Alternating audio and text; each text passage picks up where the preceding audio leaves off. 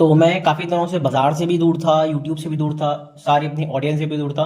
कुछ अर्जेंट काम था जिसके बारे में पहले भी आपको डिस्कशन कर चुका था, टेलीग्राम पे लगातार बता चुका था, उसके बारे में अपडेट्स भी दे रहा था। लेकिन अब मैं वापस आ गया हूँ, रेगुलर वीडियोस भी वापस आ गई हैं, मेरे एनालिसिस भी वापस आ गए, प्लस मैं भी मार्केट्स में दोबारा यहाँ पे एंट्री करने के लिए देखूंगा।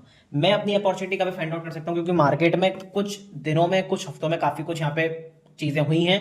न्यूज़ के बेसिस पे ले लो, चाहे टेक्निकल पॉइंट ऑफ व्यू पे ले लो, काफ़ी सारी चीज़ें हुई हैं। यहाँ पे हमने अपसाइड मोमेंटम भी करा, डाउन साइड मोमेंटम भी करा, रिवर्सल भी दिखाया, वीक हाई के आसपास, मंथ हाई के आसपास हम ट्रेड कर रहे हैं। उसके बावजूद यहाँ पे रिजल्ट्स जो है, जैसे कि रिलायंस के रिजल्ट्स हो गए, एचडीएफसी के रिजल्ट्स हो गए, आईसीआईसीआई के रिजल्ट्स हो गए, ऑलमोस्ट 7 बैंक्स के रिजल्ट्स यहाँ पे आए हैं। किस तरीके से वो रिजल्ट्स आए हैं, किस तरीके से वो मंडे को इंपैक्ट करेंगे, क्योंकि अपना जो अगला वीक है वो काफी उसमें हॉलीडेज होने वाली है। दिवाली पे अपना मोहर्रम ट्रेड होगी 1 घंटे के लिए, उसमें कोई बड़ा मोमेंटम होगा नहीं। उसके बारे में मैं अलग से डेडिकेटेड वीडियो बनाऊंगा अगर आप कमेंट करते हो तो। लेकिन फिर दोबारा एक दिन छोड़ के दोबारा हॉलीडे हो जाएगी, तो वहां पे ओवरऑल जो अगला वीक है अपना हॉल्ट वाला हो सकता है। लेकिन मंडे को क्या अपने को धमाल देखने को मिल सकता है, क्योंकि इस वीकेंड पे बड़े कंपनीज के रिजल्ट्स आए हैं, बड़ी लार्ज कैप कंपनीज के रिजल्ट्स आए हैं, काफी सारी न्यूज चल रही है, जियोपॉलिटिकल टेंशन चल रही है रशियन ऑयल को लेकर।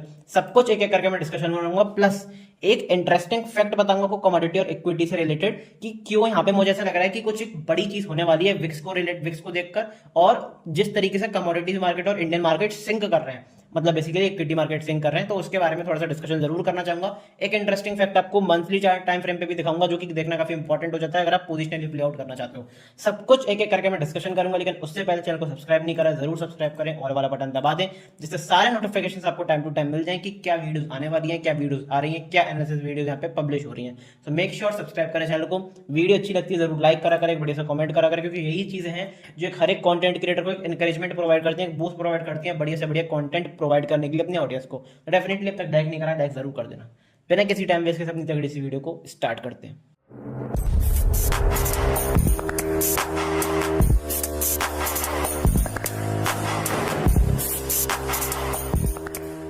सबसे पहले अगर मैं न्यूज की बात करूं तो अपनी जो मेजर बैंक्स हैं, मेजर कंपनीज हैं, उनके किस किस रिजल्ट्स हैं। एक आया रिलायंस का रिजल्ट्स, एक आया एचडीएफसी के रिजल्ट्स, और एक आया आईसीआईसीआई के रिजल्ट्स। अब देखो इन दोनों तीनों कंपनीज में क्या एक बेसिकली ओवरव्यू इसके बारे में बता देता हूँ। अगर रिलायंस के रिजल्ट्स की बात करते हैं तो रिलायंस के रिजल्ट्स अच्छे आए हैं, बहुत बुरे नहीं आए। एचडीएफसी के रिजल्ट्स भी काफी अच्छे हैं। आईसीआईसीआई के रिजल्ट्स थोड़े से आप एवरेज मान सकते हो, बिलो एवरेज मान सकते हो। अब कुछ लोग देखो रिलायंस के रिजल्ट्स को लेकर कहेंगे कि रिलायंस के रिजल्ट्स अच्छे क्यों आए, क्वार्टर ऑन क्वार्टर तो काफी बड़ा लॉस हुआ है कंपनी को, रेवेन्यू में भी, प्रॉफिट में भी। अब देखो उसका एक सिंपल सा रीजन अगर आप देखोगे तो पिछले क्वार्टर में रिलायंस इंडस्ट्रीज ने अपने एशियन पेंट्स की इक्विटी यहाँ पे सेल करी थी, स्टेक सेल करा था। तो वहां पे जो प्रॉफिट था वो आपको लास्ट क्वार्टर में बढ़ा हुआ मिला था। लेकिन अगर आप वो अप्रोक्सीमेटली कितना था, वो 10,000 करोड़ के आसपास था। तो उन 10,000 करोड़ को अगर आप लास्ट क्वार्टर से निकालते हो तो बेसिकली अपने को ईयर ऑन ईयर भी जंप देखने को मिला है, प्लस क्वार्टर ऑन क्वार्टर भी जंप देखने को मिला है रिलायंस में। क्योंकि रिलायंस बहुत बड़ी है, तो यहाँ पे 2-3% का ये मूव आप एक्सपेक्ट कर सकते हो, जंप एक्सपेक्ट कर सकते हो। ऐसा नहीं है कि यहाँ पे 50% यहाँ पे बढ़ गई, क्योंकि ये इतनी छोटी कंपनी नहीं है कि 5-10 करोड़ की कंपनी हो। बहुत बड़ी कंपनी है, लाख करोड़ की कंपनी है। तो वहां पे ये चीजें मैटर करती है कि किस तरीके से आप एनालिसिस करते हो। एचडीएफसी बैंक का भी ये, एचडीएफसी बैंक ने लास्ट क्वार्टर में यहाँ पे जो अपने इक्विटी था, स्टेक था, वो सेल करा था। तो यहाँ पे एचडीएफसी का लास्ट क्वार्टर में अच्छा प्रॉफिट आया था। लेकिन इस बार अगर आप उसको हटा देते हो और फिर ईयर ऑन ईयर या फिर बेसिकली क्वार्टर ऑन क्वार्टर देखते हो, तो एचडीएफसी के यहाँ पे अच्छे खासे नंबर्स हैं। तो मुझे पर्सनली क्या लगता है कि बैंक निफ्टी और निफ्टी एक बड़ा गैप अप ओपनिंग हो सकती है। लेकिन हर एक सिनेरियो को डिस्कस करना पड़ेगा, हर एक चीज को डिस्कस करना पड़ेगा, तो उसके बारे में अपन डिटेल में डिस्कशन करेंगे। लेकिन एक इंटरेस्टिंग चीज मंथली टाइम फ्रेम पे जिसके बारे में बात कर रहा था, वो क्या है उसके बारे में क्या करके डिस्कशन करते हैं। निफ्टी की अगर मैं बात करूं तो देखो मंथली टाइम फ्रेम मतलब एक कैंडल एक मंथ को डिनोट कर रही है।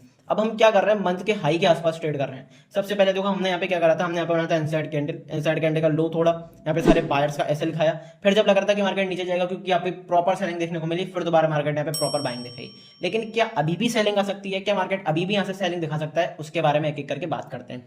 देखो मैं ये नहीं कह रहा हूँ कि यहाँ से रिवर्सल आ जाएगा, यहाँ से मार्केट नए लोज बना देगा, पर मैं ये भी नहीं कह रहा हूँ कि यहाँ से मार्केट 27,000 30,000 चला जाएगा। बिल्कुल जा सकता है, चाहे लोज भी बना सकता है, 27,000 30,000 भी जा सकता है। लेकिन मेरी पर्सनल ऑब्जर्वेशन क्या कहती है उसके बारे में अगर मैं बताऊं, तो आप देखोगे मंथली टाइम फ्रेम पे कैंडल बड़ी बन रही है, बड़ी कैंडल बन रही है, साइज में बॉडी में बड़ी कैंडल बन रही है। लेकिन एक इंटरेस्टिंग चीज आपको देखने को मिलेगी, क्योंकि अपना जो बेसिकली एक्सपायरी है, मंथली एक्सपायरी बहुत ज्यादा दूर नहीं है, क्योंकि इसमें हॉलीडेज बहुत है। तो अपने मुश्किल से 7 से 8 ट्रेडिंग सेशंस बचे होंगे एग्जैक्टली, अगर मैं इस मंथली क्लोजिंग की बात करता हूं। तो यहाँ पे आपको एक चीज देखने को क्या मिलेगी कि यहाँ पे हम हाई के आसपास ट्रेड कर रहे हैं, लेकिन वॉल्यूम जो है वो यहाँ पे मिसिंग है। वॉल्यूम मिसिंग है, इसका मतलब मैं कई बार बता चुका हूँ, वॉल्यूम मिसिंग है इसका मतलब ज्यादा पोजीशन नहीं बन रही। ज्यादा पोजीशन नहीं मतलब बन रही, मतलब इसका मतलब बड़ा पैसा नहीं लग रहा। बड़ा पैसा नहीं लग रहा मतलब बड़े प्लेयर्स इंटरेस्टेड नहीं है। तो बड़े प्लेयर जब मार्केट को ऊपर ले जाने में इंटरेस्टेड नहीं है, तो कहीं ना कहीं यहाँ पे एक डाउट क्रिएट हो रहा है, जो कि ज्यादातर रिटेलर्स यहाँ पे नेग्लेक्ट करके चल रहे हैं। क्योंकि यहाँ पे जब इतनी अनाधुन शार्प बाइंग दिखाई है, तो कहीं ना कहीं रिटेलर्स यहाँ पे बाइंग करेंगे, और पॉसिबल ये है कि डबल टॉप बना के हो सकता है नीचे गिरे। क्योंकि अगर किसी कंपनी के खराब रिजल्ट्स आते हैं, मार्केट उसको खराब एस्टिमेट लेता है, तो वहां पे सेल ऑफ भी आपको ट्रिगर होता हुआ दिखेगा, या फिर कोई यूएस से कोई नई टेंशन आ जाती है, कोई नई न्यूज आती है, वो भी आपको यहाँ पे सॉर्ट आउट होती दिखेगी। क्योंकि विक्स जिस हिसाब से बढ़ रही है, विक्स का इनएप्रोप्रिएट मूव, विक्स क्या बताती है? विक्स आपको बताती है कि मार्केट में डर कितना है, और जनरली 90% ऐसा होता है, अगर विक्स ऊपर जाती है तो निफ्टी गिरती है, और निफ्टी अगर ऊपर जाती है तो विक्स गिरती है। लेकिन यहाँ पे विक्स भी ऊपर जा रही है, निफ्टी ऊपर जा रही है, तो कहीं ना कहीं ये इनएप्रोप्रिएट मूव है। तो इस मूव को आप ट्रू मान रहे हो कि नहीं मान रहे हो, वो मुझे कमेंट बॉक्स में जरूर बताना। लेकिन मैं पर्सनली इस बाइंग में तो इंटरेस्टेड नहीं हूं। मैं ये नहीं कह रहा हूं कि इसे सेलिंग आ जाएगी, लेकिन मैं इस बाइंग में इंटरेस्टेड नहीं हूं। तो मेरा गेम प्लान सिंपल सा क्या रहेगा कि मैं, अगर कोई होल्ड करता है, मार्केट ओवर मूव कर देता है, तो किसी साइकोलॉजिकल फिगर पे मैं यहाँ पे कॉल सेल करके जा सकता हूं, जो कि मुझे अच्छा खासा पैसा बना के दे सकती है, मंथ एंड की एक्सपायरी में भी, या फिर बेसिकली एक दो हफ्ते की एक्सपायरी में। तो ये मेरा सिंपल सा गेम प्लान रहेगा मंथली एक्सपायरी पे, या फिर बेसिकली मंथली मूव कैप्चर करने के लिए। एक इंटरेस्टिंग चीज, अभी दोबारा आपको एक और एक्स्ट्रा चीज दिखा देता हूँ। यहाँ पे देखो क्या होता है, कमोडिटीज, अगर आप कमोडिटी ट्रेडिंग करते हो, फिर बेसिकली फाइनेंशियल आउटलुक देखते हो, तो आपको पता होगा अगर कमोडिटी ऊपर जाती है तो फिर निफ्टी या बेसिकली इक्विटी मार्केट नीचे जाता है, लेकिन अगर इक्विटी मार्केट ऊपर जाती है तो कमोडिटीज नीचे जाती हैं। लास्ट 2 से 3 हफ्ते में अगर आप देखोगे तो आपको क्या दिखेगा, इक्विटी मार्केट भी ऊपर जा रहा है, कमोडिटी मार्केट भी नहीं ऊपर जा रही है। इसका मतलब क्या है, कहीं ना कहीं तो झोल है, और वो बहुत जल्दी यहाँ पे एक ब्लास्ट जो हो सकता है, जैसे बबल ब्लास्ट कहते हैं, वो जरूर आपको देखने को मिलेगा। वैसा मैं क्यों कह रहा हूँ, क्योंकि देखो ऐसा रीजन क्या है, इसका रीजन क्या है कि दोनों ऊपर जाते हैं दोनों नीचे जाते हैं, ऐसा कभी नहीं, मतलब कभी तो नहीं, लेकिन बड़े टाइम फ्रेम पे, बड़ी पिक्चर पे आपको ऐसा होता हुआ नहीं दिखेगा कि दोनों ऊपर जा रहे हैं फिर दोनों एक संग नीचे जा रहे हैं। एग्जाम्पल के लिए लेते हैं, आपके पास है 1,000 करोड़ रुपए, ठीक है, मैं एग्जाम्पल लेता हूँ, आपके पास 1,000 करोड़ रुपए। अगर आप 1,000 करोड़ रुपए आप मान लो इक्विटी में डाल रहे हो, इक्विटी में आपके बन गए 10% के रिटर्न। अब आप कहीं ना कहीं प्रॉफिट बुकिंग करोगे। अब क्योंकि प्रॉफिट बुकिंग करोगे तो इक्विटी में नीचे आएगी।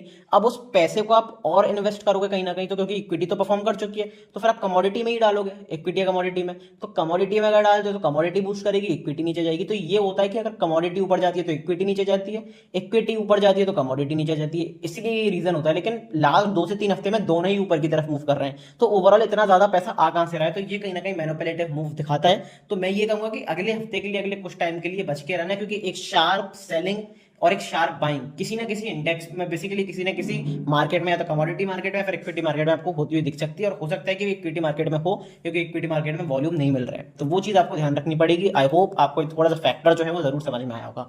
अब बढ़ते हैं वीकली टाइम फ्रेम पे वन बाय वन एनालिसिस की तरफ। वीकली टाइम फ्रेम पे अगर मैं बात करता हूँ निफ्टी की, तो निफ्टी में यहाँ पे क्या देखने को मिलेगा, एक सिंपल सी ट्रेंड लाइन बनती हुई दिखाई देगी। यहाँ पे रेजिस्टेंस लिया, यहाँ पे रेजिस्टेंस लिया, यहाँ पे रेजिस्टेंस लिया। लास्ट वीक हमने इसके ऊपर अच्छी खासी क्लोजिंग भी करी, अच्छी वीक के आसपास, बेसिकली अच्छे वॉल्यूम के आसपास क्लोजिंग करी, वीक हाई के आसपास क्लोजिंग करी। तो अब यहाँ से किस तरीके से मूव आपको प्ले करना है, सबसे पहले तो हमें रेजिस्टेंस के ऊपर, इसके ऊपर अगर फॉल थ्रू मोमेंटम मिलता है तब कोई अच्छी खासी लॉन्ग की अपॉर्चुनिटी होगी। नहीं तो अगर हम गैप अप करके खुल जाते हैं तो फिर यहाँ पे हमें एक बार देखना पड़ेगा कि यहाँ पे क्लोजिंग मिलती है कि नहीं, यहाँ पे प्रॉपर डेली टाइम फ्रेम पे अच्छी क्लोजिंग मिलती है कि नहीं, स्ट्रॉन्ग कैंडल की क्लोजिंग मिलती है कि नहीं। वो अगर मिलती है तो फिर हम और भी अच्छी खासी बाइंग की तरफ यहाँ पे देख सकते हैं, और अच्छा फॉलो थ्रू मोमेंटम देखने को मिलेगा। क्योंकि यहाँ पे निफ्टी ओवरऑल पॉजिटिव है, निफ्टी की यहाँ पे पॉजिटिवनेस दिखाई दे रही है। यहाँ से हमने डिप दिखाया, फिर बाय करा, फिर डिप दिखाया, फिर बाय करा, तो यहाँ से डब्ल्यू पैटर्न का भी ब्रेकआउट हुआ है। तो ऑलमोस्ट हमें अच्छा खासा मूव देखने को मिल सकता है वीकली टाइम फ्रेम पे। लेकिन फॉलो थ्रू मोमेंटम बहुत जरूरी है। पर्सनली अगर मैं बताऊं तो मैं बाइंग की तरफ इतना ज्यादा नहीं देखूंगा, और मैं सेलिंग की तरफ भी इतना ज्यादा नहीं देखूंगा। मैं पुट सेलिंग या फिर बेसिकली कॉल सेलिंग की तरफ देखूंगा कि मार्केट कहीं ना कहीं होल्ड करे, क्योंकि मार्केट लगातार मूव्स दे रहा है, अच्छे मूव दे रहा है। यहाँ पे क्लियर बाइंग का मूव दिया, यहाँ पे क्लियर सेलिंग का मूव दिया, फिर क्लियर बाइंग का मूव दिया। तो कहीं ना कहीं एक डोजी कैंडल बनती है, एक होल्ड वाली कैंडल बनती है, एक या दो। तो मैं कहीं ना कहीं सोचूंगा कि अगर मार्केट होल्ड करता है तो फिर मैं एक स्ट्रेडल बना के जा सकता हूँ, शॉर्ट स्ट्रेडल, जिसके बारे में आपको अपडेट कर दूंगा टेलीग्राम पे। अब बढ़ते हैं डेली टाइम फ्रेम पे कि क्या अच्छी अपॉर्चुनिटीज रह सकती हैं, कहाँ पे आपको अच्छे खासे ब्रेकआउट से ब्रेकडाउन देखने को मिल सकते हैं।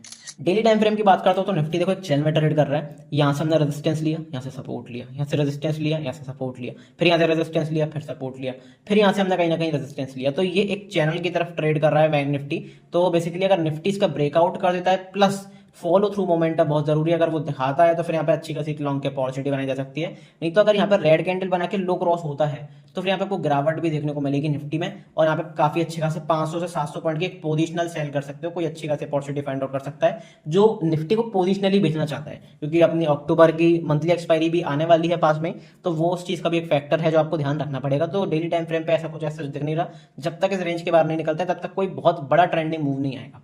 तो वो उसको आने के लिए आपको ब्रेकआउट का वेट करना पड़ेगा, नहीं तो आप यहाँ पे अगर रेड कैंडल दिखती है तो लो के नीचे अपना बेसिकली अपनी एंट्री बना सकते हो और हाई के ऊपर अपना एसएल रख के अच्छा तरह खासा काम कर सकते हो निफ्टी में एज अ सेलर।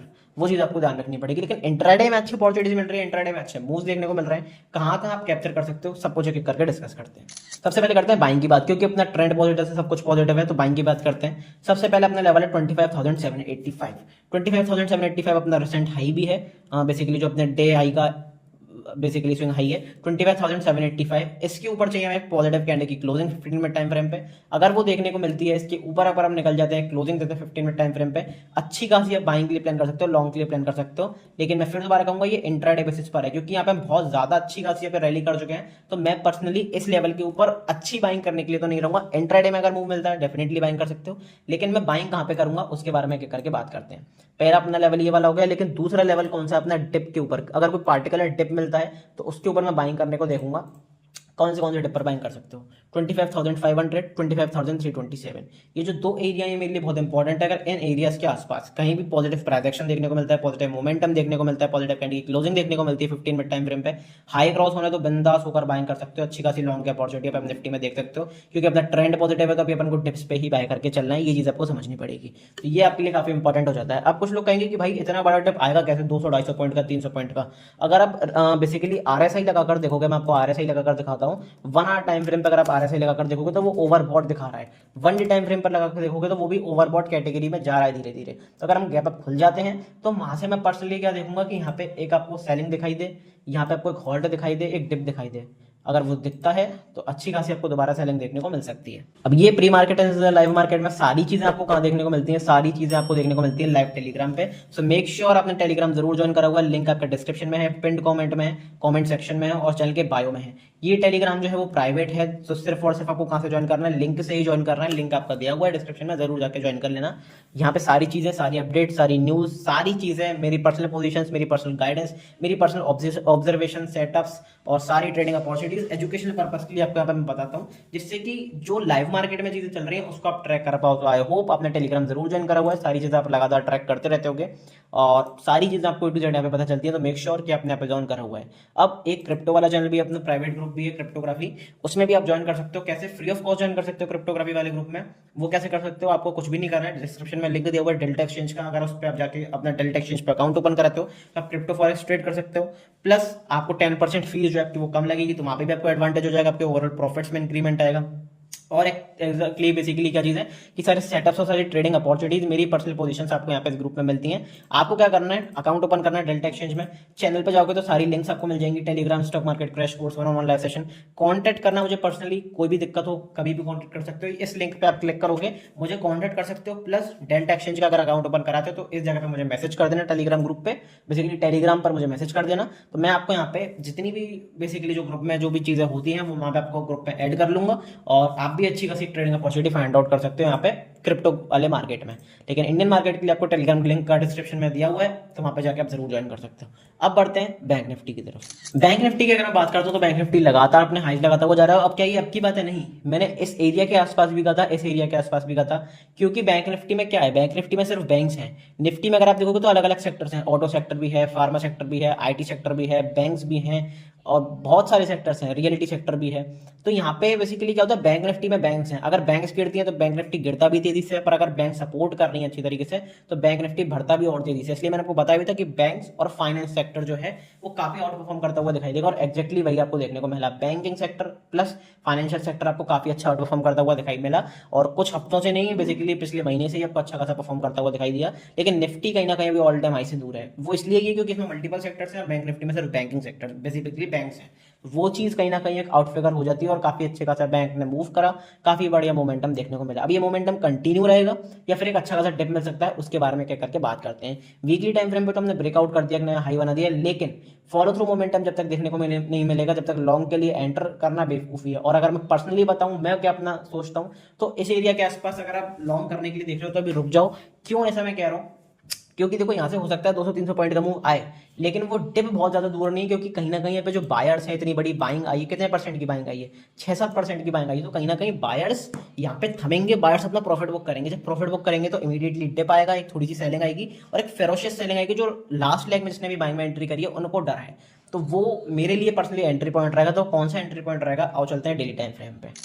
डिप के ऊपर आप एंट्री कर सकते हो, लेकिन सेलिंग के बारे में आप सॉर्ट ऑफ कहाँ पे सोच सकते हो, 56,600 के नीचे। मैं ये नहीं कहूंगा एग्रेसिव सेलिंग, लेकिन हाँ अच्छी खासी गिरावट दोबारा देखने को मिल सकती है। समय क्यों कह रहा हूँ, क्योंकि हमने ऐसा रेजिस्टेंस लिया, सपोर्ट लिया, सपोर्ट लिया, सपोर्ट लिया, सपोर्ट लिया, सपोर्ट लिया, रेजिस्टेंस लिया, फिर दोबारा यहाँ से लगातार रेजिस्टेंस प्लस सपोर्ट, तो multiple time support, multiple time resistance. इसका मतलब इंपॉर्टेंट एरिया है एस प्राइस एक्शन। अगर आप देखोगे तो इस एरिया के नीचे अगर आप यहाँ पे आते हैं, पॉजिटिव कैंडल की क्लोजिंग करते हैं, तो फिर यहाँ पे एक बाइंग अपॉर्चुनिटी मिलेगी, लेकिन इसके नीचे निकल जाते हैं और नेगेटिव कैंडल की क्लोजिंग मिल जाती है बैंक निफ्टी में, तो फिर proper aggressive selling bank Nifty में दोबारा देखने को मिलेगी। क्योंकि यहाँ पे बैंक्स टूटेंगे तो ओवरऑल बैंक निफ्टी भी टूटेगा। लेकिन किन टिप के ऊपर आप बाय कर सकते हो, कहाँ पे इंट्राडे में आपके लिए अच्छी अपॉर्चुनिटी हो सकती है, आ जाओ चलते हैं इंट्राडे टाइम फ्रेम पे। सबसे पहले बाइंग के बारे में बात करूं तो डे हाई के आसपास अपनी चाहिए अपने को पॉजिटिव कैंडल की क्लोजिंग। कहां पर है अपना डे हाई, 57,830, इस एरिया के ऊपर पॉजिटिव कैंडल की क्लोजिंग चाहिए 15 मिनट टाइम फ्रेम पे। अगर मिलती है, हाई क्रॉस होता है, अच्छी खासी लॉन्ग की अपॉर्चुनिटी फाइंड कर सकते हो, अच्छा आपको मोमेंटम देखने को मिल सकता है। इन केस अगर यहाँ पे हम एक गैप अप खुल जाते हैं, बड़ा गैप अप, तो आपको सिंपल सा कुछ नहीं करना है, 30 मिनट की रेंज को मार करना है। जिधर भी मोमेंटम आए, वो रेंज टूटे और मोमेंटम आए, क्लोजिंग मिले, तो वहां पे आप ट्रेड कर सकते हो। लेकिन अगर इसके ऊपर खुलते हैं, इस लेवल के ऊपर, तो यहाँ पे एक बार आने दो, पॉजिटिव प्राइस एक्शन बनाने दो। जब यहाँ पे अच्छा खासा प्राइस एक्शन देखे, पॉजिटिव प्राइस एक्शन देखे, सपोर्ट फॉर्मेशन देखे, तो इसके हाई के ऊपर आप ब्रेक बेसिकली लॉन्ग के लिए अपॉर्चुनिटी फाइंड आउट कर सकते हो। क्योंकि अगर आप गैप अप के साथ लॉन्ग की अपॉर्चुनिटी फाइंड आउट करने को देखोगे तो वहाँ पे कोई फायदा नहीं रहेगा, क्योंकि वहाँ पे जितने भी कॉल सेल करी होगी, हैवीली कोई कॉल सेल करेगा, तो वहाँ पे इमीडिएटली मार्केट यहाँ पे आपको नीचे आता है, वो देखेगा।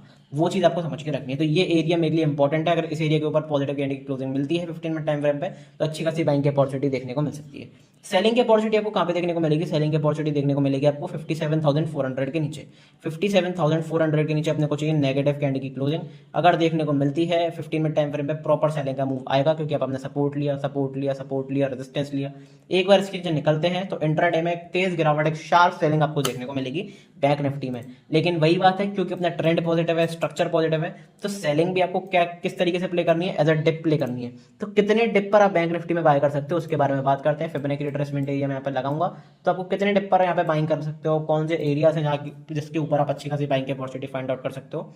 56,988, 56,463, इन दो एरियाज के आसपास डिप मिलता है, पॉजिटिव प्राइस एक्शन मिलता है, पॉजिटिव मोमेंटम मिलता है, क्लोजिंग मिलती है 15 मिनट टाइम फ्रेम पे।